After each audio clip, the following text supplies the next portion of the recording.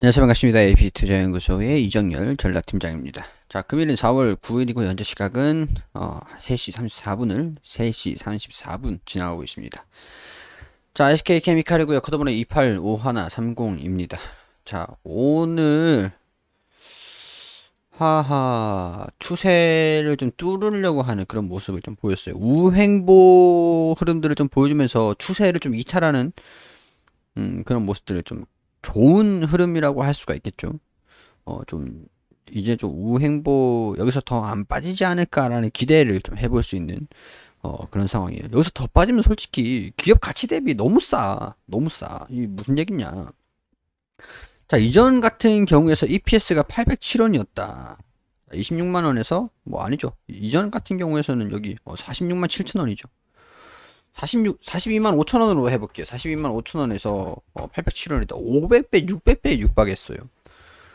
이 너무 비싸죠. 너무 비싸요. 그럼 이런 조정이 이해가 돼요. 나올 수 있지 그래.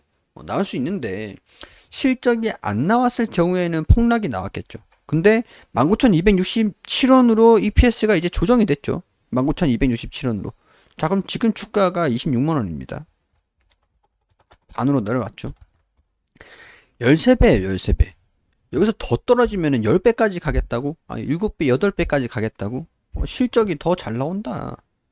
잘 나온다고 추정을 하고 있는 부분들인데 추정이 바뀌면은 얘기가 좀 달라지는 부분들이 되겠지만은 유사하다 그러면 7, 9배 주가가 더 떨어진다 그러면은 자 주가가 여기서 더 떨어져서 20만 원이 된다라고 할게요. 20만 원 7배 이까지 떨어질 거라고? 너무 싼 거 아니냐고. 약간 그런 내재 가치 대비해 가지고 주가가 좀 실질적인 부분들이 검증을 했으니까 정당한데 문제가 있죠. 지금 문제가 이 완전 이제 아스트라제네카 백신이 옛날에는 모멘텀이었는데 지금 완전 미운 오리 새끼야. 어? 얘가 백조인지 올인지 구별이 안 되는 거죠. 이쯤 되니까 왜 이렇게 이걸 얘네들을 계속 뚝까 패는지 모르겠어요. 근데 제가 우리 강바울 전략팀장이 옛날에 바이오 전공을 했었습니다. 의학적으로 논문도 쓰고 이렇게 해서 바이오 전문인데 얘기를 했어요. 얘기를 했는데, 통상적으로 그냥 독감 백신도 통계적으로는 이 정도 부작용이라고 해야 되나? 이 정도, 그런 거는 있대요. 그러니까 무슨 얘기냐. 200만 회를 접종했는데 혈전 발생이 79명이고 19명 사망을 했다.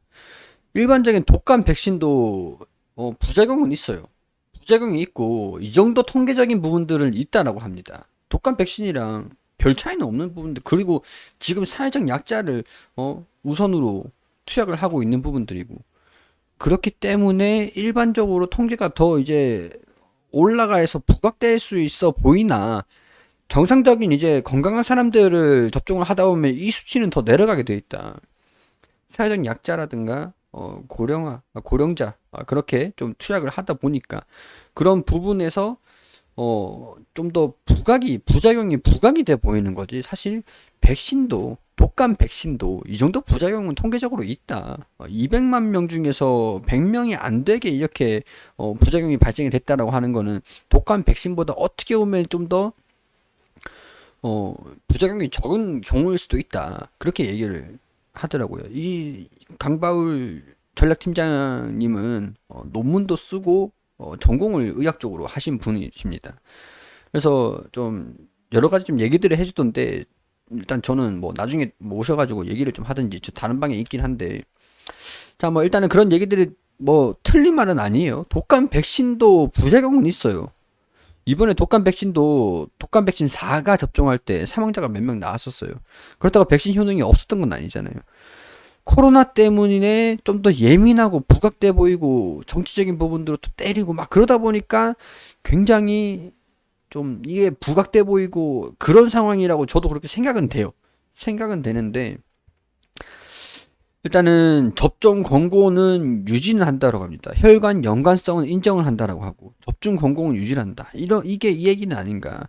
부작용은 있어 보여. 근데 이점이 더 좋다. 부작용이 극히 드문 사례다.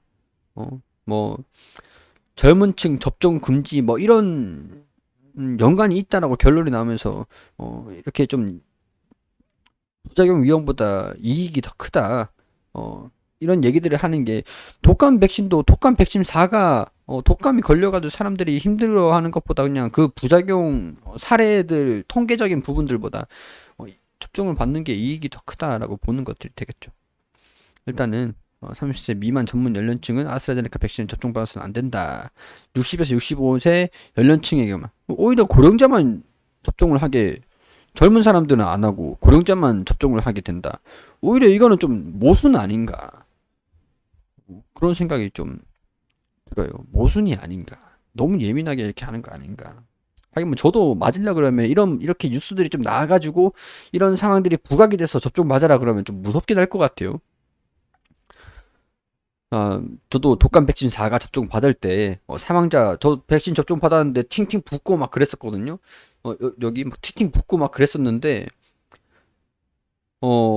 사망자가 생기고 막 그러니까 걱정은 좀 되더라고요. 약간 그런 상황들이 아닌가 생각이 좀 들어요. 접종 이익이 더 크다라는 부분들이 그런 얘기들이고 11일에 정부에서는 아스트라제네카 백신 접종 재개 여부를 결정을 하겠다라고 합니다. 잠정 연기가 됐었는데 일단은 이런 부분에서 접종 재개 여부를 일요일에 발표할 예정이다라고 합니다. 그런데 이게 지금 4월 8일 9시 기사인데 접종 재개될 것이다. 물량 확보에 총력을 가해라. 뭐 이런 얘기들도 좀 나오고 있는 상황들이죠. 그리고 이런 소식이 나와줬습니다. 이게 뭔 얘기냐? 한국은 충분한 코로나 바이러스 백신 공급을 확보하기 위해서 모든 옵션을 고려하고 있다. 한 백신 관계자가 화요일 국내산 백신에 대한 수출 억제 가능성을 대한 질문에 답했다. 자, 그러니까 백신 접종이 좀 늦어질까봐 여기 코백스에 의존하고 있다는 역풍을 맞고 있는 가운데 한국이 69만 개 대신 43만 개를 받고 4월 셋째 주 경우로 납품이 연기될 것이라고 발표된 것이 공급 지연 때문에 어, 백신의 수출 백신의 출시가 좀 타격을 받는 것이다. 그러니까 아래에 나오죠. SK 바이오사이언스가 생산한 아스트라제네카 백신은 태국, 베트남, 대만 등으로 출하가 되고 있는데 글로벌 백신 공유 계획인 코백스는 빈공국 64개국에 대한 공급 확보를 주요 목표로 하고 있다. 이 얘기가 지금 일단 출하가 됐고 지금 이제 69만 개 대신에 43만 개를 받고 납품이 좀 연기될 것이다. 공급을 좀 줄일 수가 있다. 그런 얘기들을 하는 것 같습니다. 그러니까 얘기하는 옵션이 수출에 대한 부분들을 관리를 할 수가 있다. 수출을 억제를 할 수도 있다. 그런 얘기들이 좀 나오는 것 같고요. 영국 규제당국이 매우 희귀한 혈액 응고에 대한 우려로 젊은 층에 대한 아스트라제네카 백신 사용을 제한하는 안을 검토하고 있다는 보도와 관련해 발표할 것이라고 밝혔다. 질병관리본부가 여기서 현재 100만 건의 백신이 투여됐으며 478건의 신종 감염이 10만 건으로 1752명이 사망했다고 밝혔다. 부작용이 좀 있긴 있는데 그렇죠. 좀 이게 독감 백신보다는 좀 낮은 통계다라고 볼 수 있다라고 이렇게 하긴 합니다. 자, 일단은 이런 아스트라제네카가 출하됐다라고 하는 게 중요하죠. 실적이 증가될 것이다라고 하는 게 일단은 도의적인 부분들을 떠나서 SK 바이오사이언스도 반등을 좀 했죠. 그래서 SK 케미칼이 여기에 대한 영향을 좀 받은 것 같다는 생각이 좀 듭니다. 우리 시청자분들 중에서 의학적으로 좀 견문이 좀 있으신 분들 같은 경우에 이 상황에서 지금 객관적으로 좀 어떻게 보고 있는지 좀 의견을 좀 주셨으면 도움이 좀 될 것 같긴 해요. 독감 백신에 대한 통계라든가 아니면은 아스트라제네카 뭐 부작용의 통계적인 부분들에 뭐 유독 아스트라제네카가 좀 유별나다던가 부작용이 심하다던가 그런 전문적인 견해가 있으신 분들을 댓글로 좀 남겨주시면 다른 분들한테도 좀 도움이 될 것 같다는 생각이 좀 듭니다. 자, 일단은 SK 바이오사이언스도 반등을 좀 했고, SK 케미칼도 여기에 따른 영향을 받는 것 같죠. 좀 추세적인 부분들을 돌파를 하는 모습들 좀 보이는데 좀 미약합니다. 아직까지 미약해요. 우행복 흐름들을 좀 보여주면서 내재 가치 대비 주가가 더 하락하지는 않는지 그런 부분들을 일단은 포인트로 보시고, 아스트라제네카 관련해서도 일단은 실적은 잘 나올 것 같은데 관련 향후 영향이 어떻게 되는지 그런 것들도 좀 주시해가지고 볼 필요가 있을 것 같다. 이렇게 설명을 좀 드릴 수 있도록 하겠습니다. 다음 주 움직임들 우행보 흐름들을 좀 보여주는지 바닥을 좀 닫아주는지 체크를 해보면서 브리핑을 좀 계속 드릴 수 있도록 할게요. 그리고 우리 AP투자연구소에서 김영재 소장님께서 매일매일 무료로 종목을 추천해드리고 있습니다. 검색창에 AP투자연구소라고 검색하시면 상단에 홈페이지가 있습니다.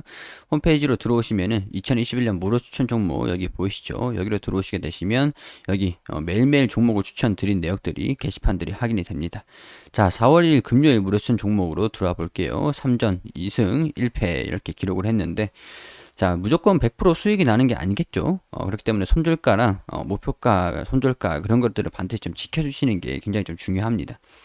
자, 9시에 러셀 현재가 6,250원 기준 매수 1차 목표가 6,430원 손절가 6,030원으로 대응하시라고 말씀드리고 9시 3분에 화승엔터프라이즈 현재가 18,550원 1차 목표가 19,100원 손절가 17,500원 그리고 9시 4분에 백산 현재가 1,950원 1차 목표가 11,300원 손절가 1,200원으로 대응하시라고 추천드렸습니다. 자, 러셀이 1차 목표가 돌파, 추가 상승 중입니다. 차트를 통해서, 호가를 통해서 이렇게 자세한 부분들 설명을 드렸고, 그리고 화승 엔터프라이즈 9시 4분 최고가 19,200원으로 1차 목표가 돌파. 이런 식으로 좀 약간 단기적으로 취급받을 수 있는 종목들을 추천을 드리는 겁니다. 하루 만에 매매를 결정할 수 있는 종목들. 무료 추천주로 3종목 추천해 2종목 수익 1종목 보유 중입니다. 러셀 화승 엔터프라이즈. 보유 종목은 백산이다. 이렇게 매수가 목표가 손절가 잘 지켜주시라고 단타의 개념 이런 부분들 다 이렇게 경고 문구라든가 다 어떻게 따라와야 되는지 그런 부분들 다 상세하게 설명을 다 드립니다. 자, 그리고 장중에 보유 종목들 이렇게 다 설명을 드린 다음에 장 마감하는 4시 경쯤에 이렇게 결산을 좀 올려주세요. 러셀 13% 정도 상승을 했다. 그리고 당일 최고가 13% 정도 상승했다. 그리고 화승 엔터프라이즈 3% 정도 상승을 했다. 여기 매수가, 매수 추천가. 그리고 백산이 오늘 추천가 대비 마이너스 5% 정도 당일 최고가 11,300원으로 기록을 했는데 추천가 대비 마이너스 5% 정도 손실이 났습니다. 자, 이렇게 되면서 러셀 화승 엔터프라이즈 백산 이렇게 수익 손절 이런 식으로 합산 누적 수익률 이렇게 달별로 꾸준하게 누적해서 가지고 가는 겁니다. 종목을 우리가 아무리 그래도 100% 수익을 전부 다 낼 수는 없겠죠. 그렇지만은 좀 단기적으로 빠르게 이제 결정을 할 수 있는 종목들로 추천을 드리고 나름대로 이제 판단을 하셔가지고 수익을 날 수 있는 종목들로 좀 안내를 드리는 겁니다. 단기적으로 좀 수익이 필요하다, 단단 매매를 좀 해보고 싶다라고 하시는 분들 같은 경우에는 홈페이지 오셔서 도움을 좀 받으시면 좋겠다라는 말씀 드리도록 하겠습니다.